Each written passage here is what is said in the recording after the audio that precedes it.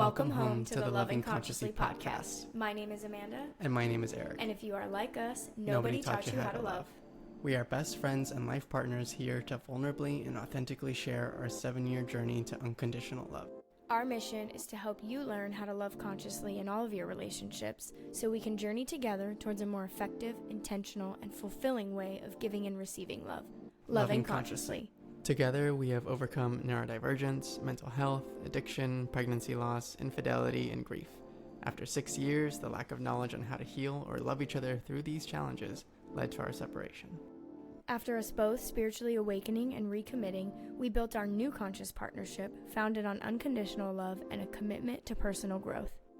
Thank you for joining us as we put it all out there to show you the duality of our love's pain and beauty. And remind you that you have both the capacity to love consciously and the power to always choose love. Welcome back to episode 2 of our introduction. As always, thank you very much for joining us today. We're always happy to have you here and welcome your energy. Absolutely. And before we get started, we wanted to provide a little bit of a disclaimer. This episode is going to cover a lot of really heavy topics. And we just want to remind you all to stay in the light with us and remember that the purpose of this is to show you who we are and what we've overcome, and to remind you that we do not live in these places anymore.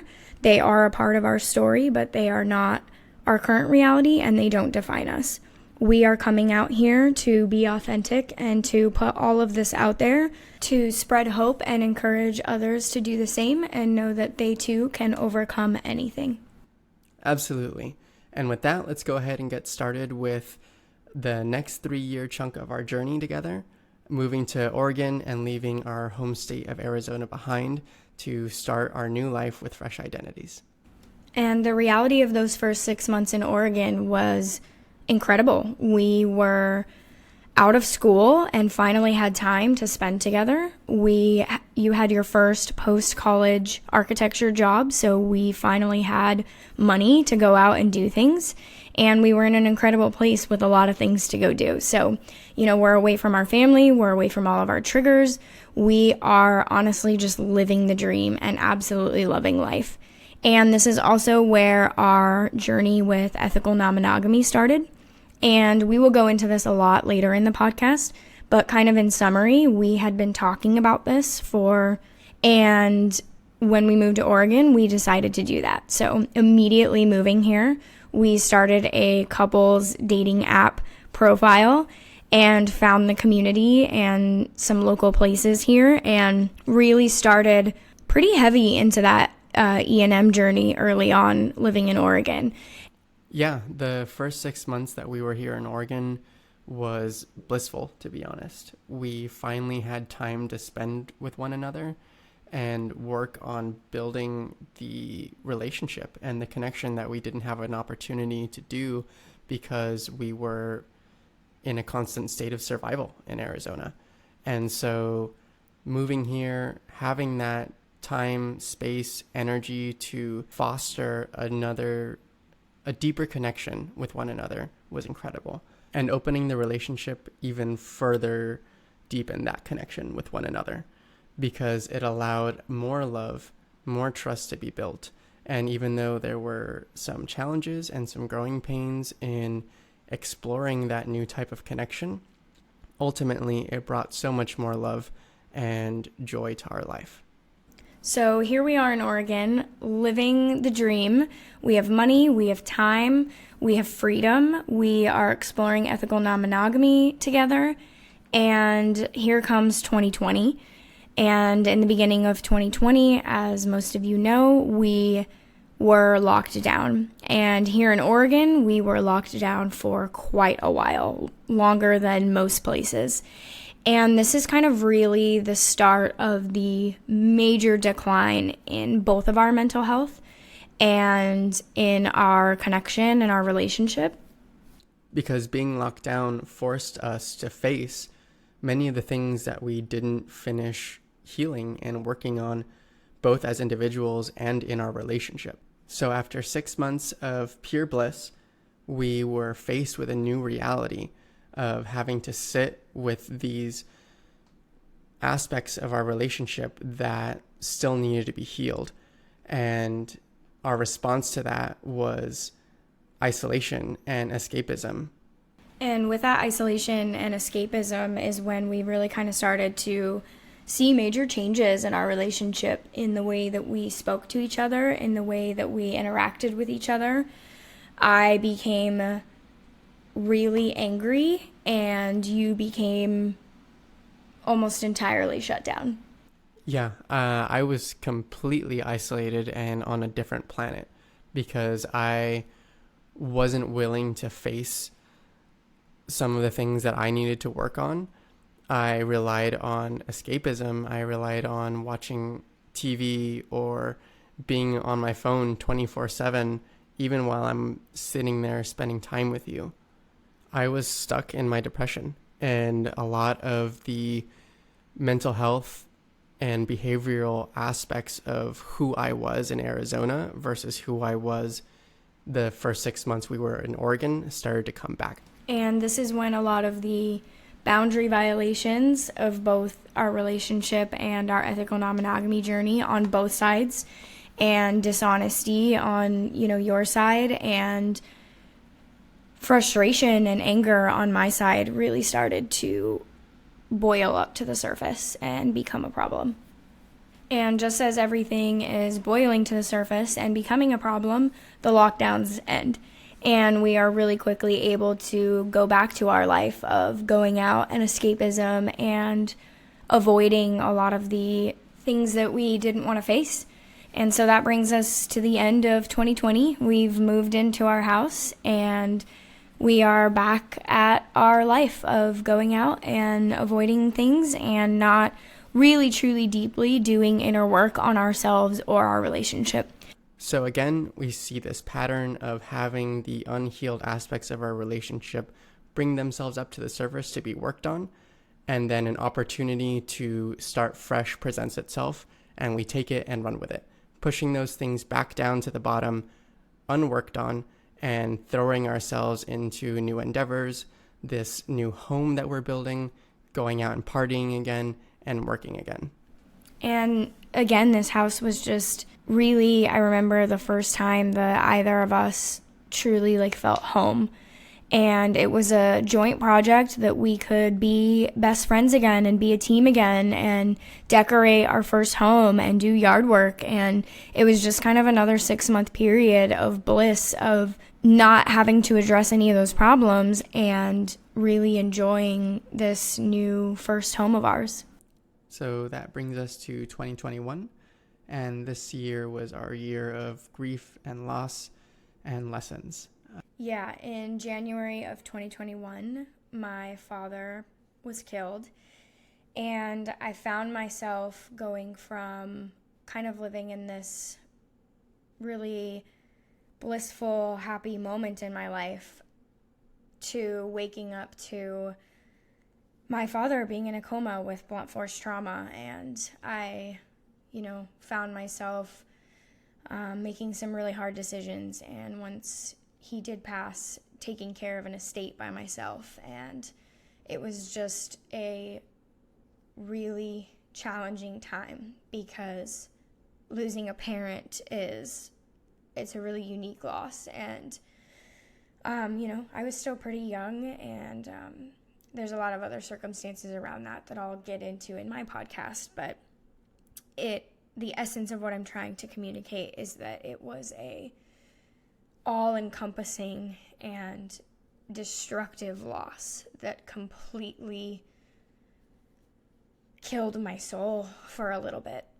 Yeah, it was a very emotionally intense time, and being with you during that, watching you grieve and having to step into the role of my masculine and loving and supporting you through that allowed for growth in an area that wasn't present in our relationship before.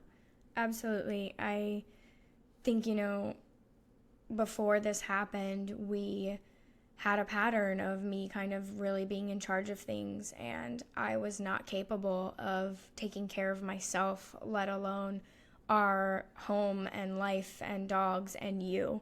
And so the, task of taking care of me and everything else and yourself came to you. And, for that first month, like, you did a really great job. And I'm so grateful that you were there with me in my grief. And I just remember the time that you literally carried me out of bed into the shower and spoon fed me because I couldn't eat and I couldn't get up and get into the shower. And those were the moments that I knew in the depths of my soul that you were my partner and that you had my back, because that is absolutely, at the time, was the darkest moment of my life, and you carried me through that. So after my father passed away, I came home. I was gone for a few weeks, and within a week, I think, of being home. Yeah, about within a week, maybe less, I got the call that my uncle was missing in Mexico. And that was very challenging to hear, because it was, my uncle was one of the few people on my side of the family that accepted our relationship and our love from the get-go, and was always a prolific supporter and kind heart to our union. And it was really my first experience, watching you grieve your father. I had a connection with him, but not a lifetime connection. And losing my uncle was kind of that first personal, immediate experience with grief. And it allowed me to experience kind of the duality and in essence understand your grief better, because I was experiencing that side, and from your end it gave you the opportunity to step into that role. Yeah, and I'm kind of having a massive download right now, but I'm just realizing that, while we have faced challenges in a lot of areas of our relationship, we really kind of got the grief thing right in the first half of that year. And just how much we cried together and how much we screamed together and kind of just really sat in that deep pain. And I'm so grateful that, we had each other to experience that. And I think really, like, seeing those moments and looking back on that, I'm able to see how our connection always stayed and how we always stayed so committed, because though we had some really deeply challenging times, we really had this, really beautiful connection. Yeah, in the face of some of those darkest moments, I remember just sitting with you and us silently holding that space for one another in our grief, and sharing in that love, that deep, deep love and presence that comes from being conscious with your partner.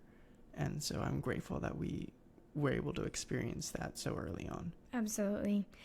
Getting back to the story and getting back on track, just as some clarity here, it has been 2.5 years and he has not been found. They did find his car and his wallet, but he is still not with us. And that was kind of really where we found ourselves, is 2 months into the year, we've both, had these massive kind of ruptures and grief journeys. And it just snowballed from there. Right after that, we had multiple deaths. We had a close family friend. We had a grandparent. We had a friend of an overdose. And the other ones were cancer and COVID, I believe. And so it just kind of, every time you start to think you're getting this, this bearing on your grief, this, no matter how close you were to these people, there was so much death happening in our immediate circle and also to some of the closer people to us. And it, just continued throughout the summer. Which brought us to the loss of my other uncle. And that one also hit very, very hard, because like my other uncle, he was the other member of the family that fully loved and was open and accepting of our relationship. I'm so blessed that you got to meet him. We went to go visit a family down in Bolivia right after we got married, and you got to experience just the love and joy that my uncle had and spread to everyone that he met. And these experiences of grief and loss, I remember the grief was so substantial that it was almost like, what are we waking up to today? What is the next rug pull that's going to happen where we're going to have to deal with some other traumatic experience? And this, I feel, was starting to be kind of the turning point where I was reaching my cap of what I could process in terms of grief. I remember there was a night or a day in the kitchen where I completely just broke down at the kitchen table, and you held me, similarly to how I did when I held you with your father. And that just meeting of love and presence was so healing. And so, as now my partner, who is experiencing his, own another major loss, is struggling to, show up in the ways that, he was, and to be honest, that I needed him to at the time, and the level of consciousness that I had, we got pregnant, and we went into this experience absolutely terrified. We went into this experience looking for some joy and thinking, okay, the worst is behind us. Things come in threes, and this was many more than 3 losses, but 3 core men in our lives, 3 of the most core men in our lives, especially in our relationship. My dad and Tony and Eugene were all very, very, very supportive of Eric and I, and were always, supportive from the beginning, and some of the only ones who were. And so they were really just these core 3 losses of the, masculine figures in our life. And so we go into this pregnancy. It was planned and it was intentional, and we had waited 5 years to start a family. So even getting pregnant and even doing that was such a big deal, and it was very planned, and it was very intentional, and it was very much from a place of love and of, wanting to have a family together. And so we get pregnant, and the pregnancy was awful. I had a really large ovarian cyst, and that ruptured while I was pregnant. And then I got COVID, and then just before 14 weeks, I had to have an emergency D&C because of the cyst and the COVID and the fever. I was getting into a place where my choice to allow my body to naturally do this was not safe anymore for my well-being. And so I spent the night before Thanksgiving alone in the hospital having that done, because they wouldn't allow you in because of everything that was going on with the world at that time. And so that kind of brings us to the day before Thanksgiving. So the entire year for, that whole 11 months, and then obviously the physical recovery after of 2021 was just grief and loss. We don't want to take too much time to sit in that. That's not what this episode is about. That year is heavy, and we just bared that duality of that really difficult pain. And before we move on to last year, 2022, I think it would be a really cool thing to stop and save some space for some really cool messages that those people taught us, and some gems that you can walk away from in their honor and memory. So I guess I'll go ahead and start. I know I've been talking a lot, but starting with my dad, Edward, he was quite the character and lived a life really large, and I never appreciated it at the time, and I never understood it until my spiritual awakening. But something he always said to me, especially in that last year or two he was alive, was perception creates reality. And that was just the kind of guy my dad was. He wasn't super emotional, and, his advice was very practical, but very loving and fatherly. It just wasn't very emotional. And so, your perception creates your reality. And when I think about these losses and grief, I now choose to create the perception and reality of gratitude. and of love and of their energy moving on to whatever's next, and that energy is within me and around me at all times. So your perception creates your reality, and you have the power to create any reality you want. Absolutely. And going on to my first uncle who passed, one thing that he would always say to us is love them anyways. And that has rung true for me and for us in our relationship, of really embodying unconditional love. And in any moment that we experience anything other than love, and that we're faced with negative energies or perceptions from others, we always have the opportunity to choose love for ourselves and choose to perceive love in any situation and meet those people with love. And so very grateful for that, Jem. And I'll pass it on to you for the last one. Eugene, I get to do Eugene. Yay. He was a man who lived and loved life to the fullest. Probably one of the most blissed out, grateful, happy people I have ever met. And that is what while I don't have a slogan for that one to give, that was one that when I think of him, I think of loving life and just embodying childlike joy and the simplicity of it's not that serious, and it's okay to stop and have one of the most joyous moments of your day at how beautiful the flowers in your garden are. And another really big part of 2021 was, again, that mental health, really just going through that immense amount of grief and dealing with anxiety and depression, CPTSD, insomnia, all of the above. That looked like suicidal ideations on both of our parts. There was an almost suicide attempt on my part, which I talk about in my podcast. There was some self-harm behaviors on your part. And so it just was coming into 2022, we were both in a really dark place mentally.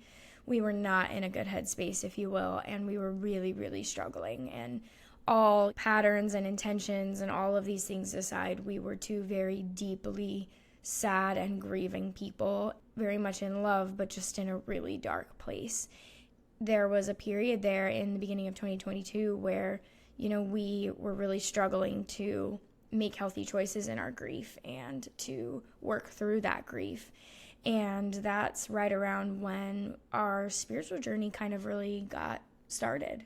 Our spiritual journey started with this great period of loss and suffering, because it's exactly what we needed to embody something different, to let go of the past, let go of our patterns, and frankly suffer enough to start looking inward and say, okay, what am I doing that is manifesting this in my life, and what can I do to start making different choices and start healing from this?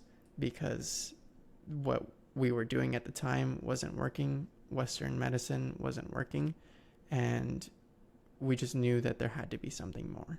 Yeah, I talk about it in my podcast. I think the way that I said it was I had finally suffered enough.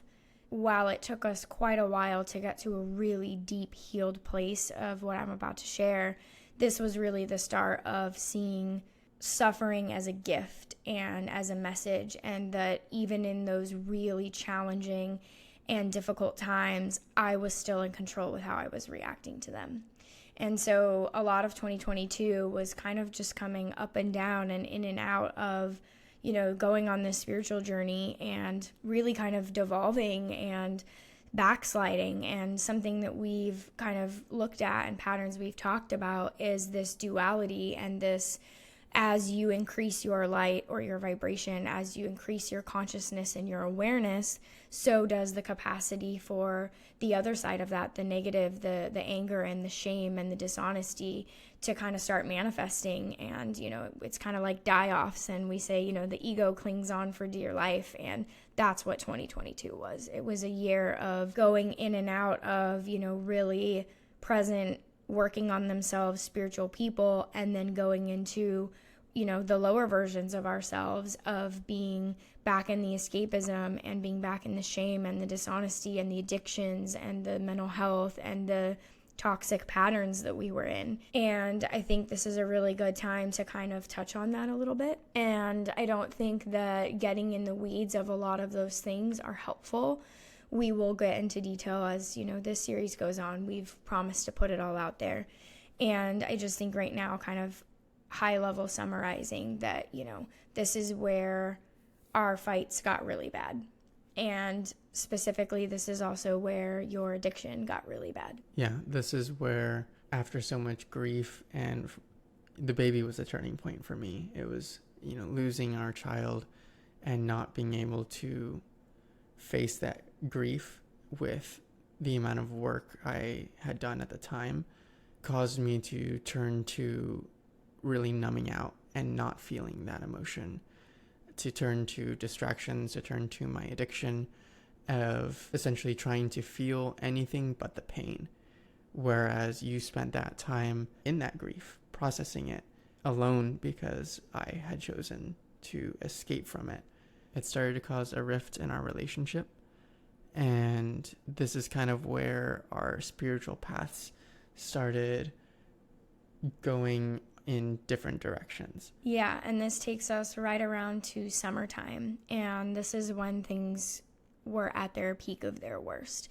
We had someone who entered our lives in our ethical non-monogamy journey that was a really big trigger and catalyst for a lot of the things that were going on, a lot of the dishonesties and behaviors and things that happened around your addiction at that time. And this is where my anger and my mental health just really snapped. And this is where our fights went from being, these really unhealthy just arguments, kind of like annoying arguments that aren't really about anything that couples like to have, to like actual full-blown fights. And where a lot of the patterns and ways of engaging that we plan to talk a lot about on this podcast started. That looked like, I would try to leave and disengage, and at the height of that, there were times where you would stand in the doorway or like physically block me or physically try to like restrain me, and I would react physically. It just really kind of devolved into this place of, I'm trying to run and leave and escape this situation because I can't cope and I don't know how to like manage my emotions, and I'm dealing with all of this grief and all of this pain and also all of this betrayal from my partner. And, then your abandonment issues and everything is being triggered. It just really just got really cyclical, and, it's a time in our relationship. It's a time that we choose to look on with love and forgiveness towards both of us for a lot of the things that we did. And there is no right or wrong. There is no victim or bad guy. We both had horribly atrocious violations of boundaries in multiple different ways. And that's the reality of that. And we choose to not live in that place anymore. And I choose forgiveness and love for you and me because you are me. And I can see us for the consciousness that we were and the pain that we were. And that is not who we are. And so my message as I come forward and say this message is to everyone out there, that is not who you are. And you can choose at any moment to make a different choice, to own your mistakes and to change your behavior.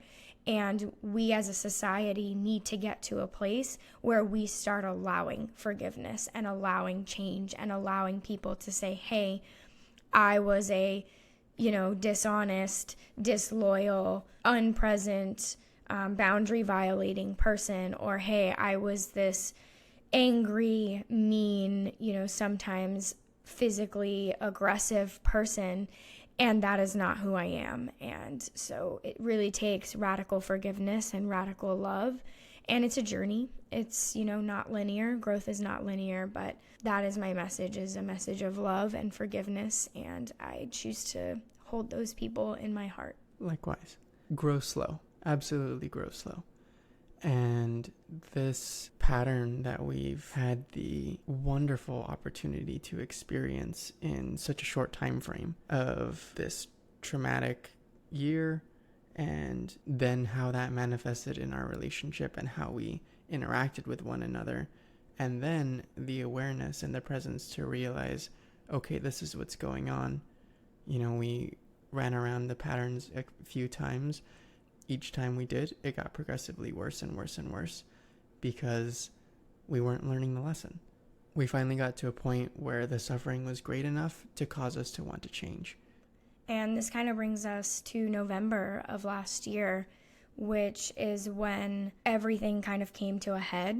And I distinctly remember, for me, and you've shared, you remember it for you, but I distinctly remember kind of really asking for and wanting all of this gunk to be dredged up so that it could be worked through, because at this point, my spiritual path is getting pretty strong and the growth is happening explosively, and you were really kind of struggling and being stagnant, and we were starting to get to a place where we were both, like, we had multiple nights crying together on the couch. We were both accepting calmly with love that we were growing apart. And we didn't want that to happen, and we didn't want the relationship to end, but there was this kind of disconnect. And in November, right around your birthday, is when we had, I guess, what I will call the final moment of reckoning. Yeah, absolutely. We had been spending time being with one another, asking for the opportunity to change our life and build a new life with love. And the universe gave us that. It did not come in the form that we had expected. And this was where kind of the peak of my addiction was brought to light.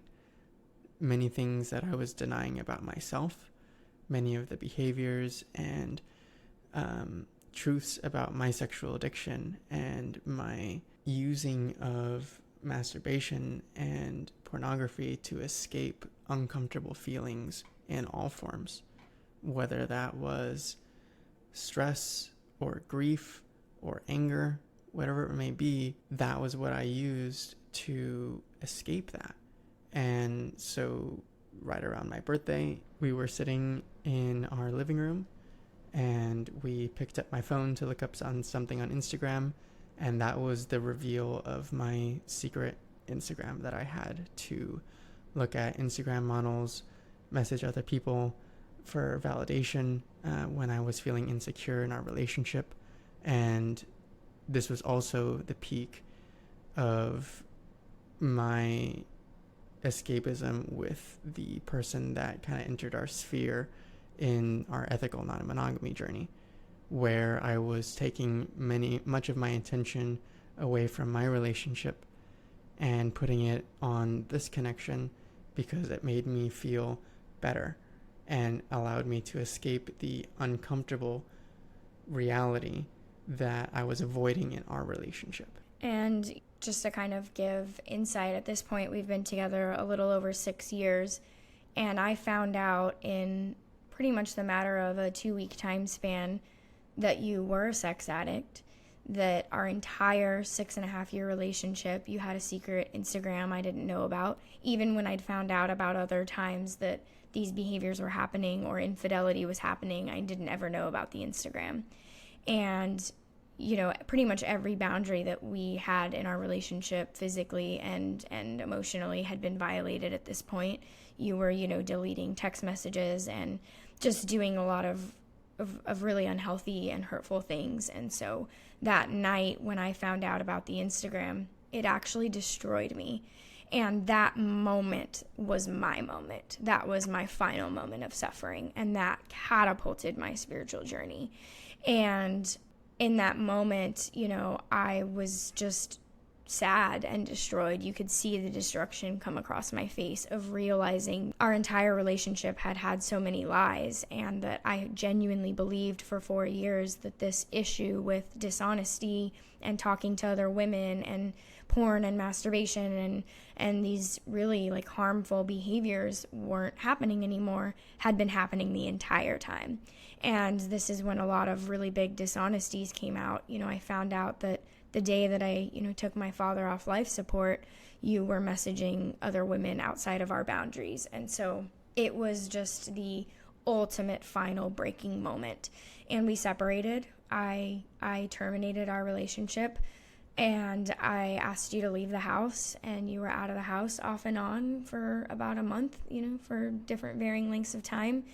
And that kind of just was the start of separating these identities and really working on ourselves. It was the start of, for me, it was the start of really looking at my spiritual journey and the way that I engaged in this relationship, and how I had gotten so deeply distorted in my energy and so unhealthy and unloving and out of the light that I was, able to engage in a physical way, which had not been a part of, my life story for 28 plus years. And how did I, allow myself to get into these places of, regardless of what you had done, treating you horribly? And how was I also responsible for what was happening? Yeah, and my journey that same night, watching that shattering of your heart and the pain come across your face, that was something that I couldn't escape from. That was something that I sat there and I watched. And looking back, I'm grateful for, because it was and continues to be that moment that I hold where it forces me to hold myself accountable. And the duality of that was also honoring the truth that I had been denying in myself, that the actions that you were doing and the reactions that you were having to my actions were deeply affecting me. And so we found ourselves stuck in kind of this back and forth pattern, and this separation allowed us to take space and time away from that, to look within. You've already kind of touched on what your journey was through that. For me, what that looked like was sitting with the reality of, okay, maybe I am a sex addict. I hadn't even talked about that label or that idea up until that point, and watching the sheer destruction that my behaviors that up until that time I believed in my soul was normal and okay. Kind of the veil came crashing down and saying, okay, this is something that needs to be addressed and worked on. Sex addiction is very often misunderstood, and really what that term encompasses is an unhealthy relationship with intimacy, love, and sexual behavior. What that looked like for me was using masturbation as one would use any other tool of their addiction to escape uncomfortable situations. When I was stressed, when I was angry, when I felt shame, that was my comfort. Masturbation 2 to 5 times a day, to the point where I was causing myself physical harm, or being triggered in a public place and feeling like I'm having to run to the bathroom to go do that and get that release so that I can feel better. It looked like unhealthy sexual behaviors of, looking for intimacy outside of my relationship, because I wasn't willing to face being vulnerable and being in those uncomfortable situations in my own relationship, of saying, hey, this is a challenging situation. See me and let me see you so that we can move through this. Instead, it was, as soon as things got difficult, let me turn and run and look for something that's going to fulfill my needs, versus cultivating a meaningful relationship with someone. And so hand in hand with sex addiction comes intimacy avoidance, and typically an inability to be seen. And that shows up with shame. For me, shame has been a very big part of my journey, because it reinforced my patterns of addiction. The more I acted out, the more shame I had. And it wasn't until I started to love myself enough to change and realize that it's okay. It's okay that this is where we're at. Meeting myself there and loving myself enough to remember that I am capable of more. And kind of getting back to our relationship, and really the core wound for us was the unhealthy relationship that I had in our ethical non-monogamy journey, and how I neglected you by escaping into that. because that was kind of at the peak of our fighting. It was kind of at the peak of my addiction and the dishonesty, everything that came along with it. Yeah, it was a really challenging time. And for me, I just completely chose the reality and felt the experience and believed in my reality that you didn't love me and that you were just cheating on me and lying to me and, neglecting me. And then when we would have these, really unhealthy and toxic fights, violating my boundaries and violating, my space, my safe word, my repeated, sometimes upwards of 4, 5, 6 hours requests for you to give me space, you would follow me, and prevent me from leaving the house. And so a lot of those things just build and build over time. And something that I've really had to work through is, in the intro, we use the words reactive violence, because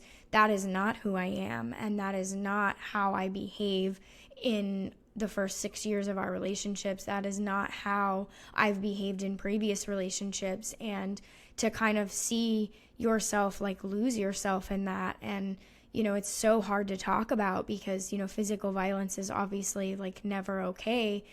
And it was something that, isn't who I am and wasn't who I was. And so this just constant pattern of me trying to, call you out on your lies and catch you in these things, and you denying and gaslighting. And then, it just breeds both of us having these narcissistic egos, and it just breeds so much toxicity on both sides, that poor choices were made on both sides. And I've really just had to kind of work through who I became in those dark days. And as always, I know that those dark days don't define us. You are not those behaviors. I am not those behaviors. Our core love is unchanged by those behaviors. And we work every day as hard as we can this year to be the best versions of ourselves and to choose love and God and forgiveness and spirituality. And again, it's not linear. Going into 2023 and, we're separated and you're finally addressing your addiction. I'm finally addressing my anger. You're addressing your shame. I'm addressing my unhealthy patterns. And we go on this, trip to start the year. And that's where we'll pick up next week, because this was the turning point for us. And this last 8 or 9 months of our relationship has been the best it's ever been. And we are both conscious and working on ourselves and have made our conscious relationship this new relationship, and our growth and all of those things our primary focus. And it's been a beautiful year. We've experienced a lot of beautiful life, and we can't wait to share that with you next week on the third and final introduction episode.